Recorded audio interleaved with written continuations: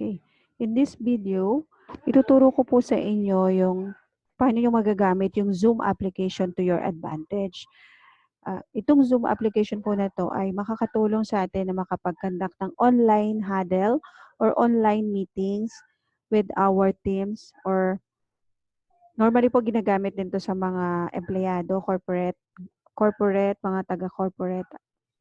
Nakikipag-meeting mga sila kung si manager gustong i-meet, si teacher gustong i-meet yung mga estudyante niya through online, or yung mga sa religion din po, mga religion, ginagamit din nila sa Bible study nila tong Zoom. So, ang maganda po dito sa Zoom, you can create, let's say po mag-create, dapat po kasi i-type nyo muna yung create an account with the Zoom. So, sa Google po, ganito lang ginawa ko, no? Hinanap ko lang si Zoom. And then, i-click mo lang po ito. Tapos, either you sign in. Yan. Pag nag-sign in ka po, you can use your, sign in. You can use your Google account or Facebook account. Yeah. Yan. So, ako po kasi is, I'm here na po meron na kasi yung account, kaya diretso na ako dito sa aking account. So, kung makikita nyo, this is my account. So, how to schedule a new meeting? Let's say, ito po kasi is currently, meron na ako ito, kaya naka-join na ako. So, automatic nire-record ko to. So, schedule a new meeting, you just click this. Pag kayo po ay meron ng Zoom account, punta po kayo dito. Yan. Just click it. Tapos yan, lagay nyo lang po yung title ng meeting nyo. Let's say, my meeting. Tapos, let's say, ang title ng meeting nyo is about team meeting. Yan.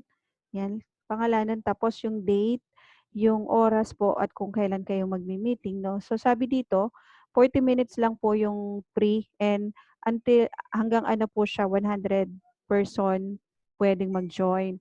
Pero unlimited group meeting po, pwede na kayo mag-upgrade. So, meron na po siyang bayad. More or less po is $15 per month siya. So, you can click recurring meeting. You can click this one kung US time. Siyempre po, dapat dito nakalagay, let's say po ay may meeting kayo ng let's say mamaya after dinner, no? Dinner time. Yan. Tapos PM. Yan. You can click. Tapos tonight po. Since 23 ngayon, pwedeng gawin mo siyang recurring meeting. And then, pwede nyo pong i-on agad yung video for the host. Kayo po yun. And also for the participant. You can, piliin nyo yung computer audio or both telephone. Tapos, pwede na po sila mag-join kahit wala pa yung host. Normally, kung di mo to i-click, they cannot join until nag-start na po yung host. So, yan. Then, pwede nyo agad i-mute na lang yung participants upon entry kasi pag sa meeting, lahat po naka-on, may mga maingay na background sound sa likod, mismo sa lugar nila.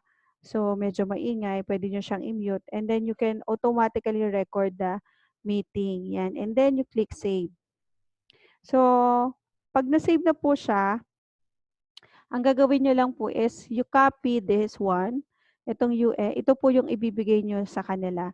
When they click this one, let's say this one is, shinare nyo po sa kanila, no? Binigay nyo na yung link na ito. Pagka po ito ay binigay nyo sa kanila and they click this one, let's say, yan. Let's say po, binigay na clinic nyo.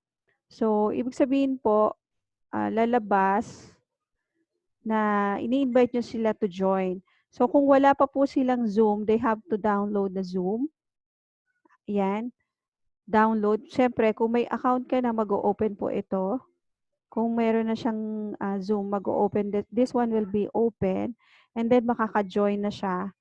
Makaka-join na siya dun sa Zoom meeting. Yan. Either you join or you sign in lang siya o join a meeting. Ganun lang po siya.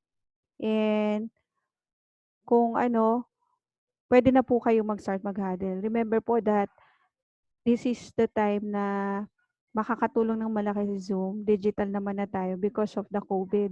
Lahat po tayo ay nasa bahay. Sobrang affected po tayo nung COVID. And kahit mga negosyo po talaga ay apektado. Kami po, hindi rin kami makapag-client because hindi naman po pwedeng mag-usap, 'di ba, in person. social distancing at saka stay in the house. Napaka-serious matter po nito and we have to discipline ourselves. Yan. So advice ko lang po sana sa inyo na i-share niyo po yung Zoom, gamitin niyo po ito sa mga sa mga online gatherings. Yan, makakatulong. So kung you find value to my video, you may subscribe para po sa mga susunod ko na tutorial, mini tutorial lang, Facebook marketing, ebook, online, or anything po about financial savings tips. Maano po kayo manonotify. Just click din po yung button na bell para ma-notify po kayo. So thank you so much and God bless. Please stay safe and priority po ang health. Bye-bye.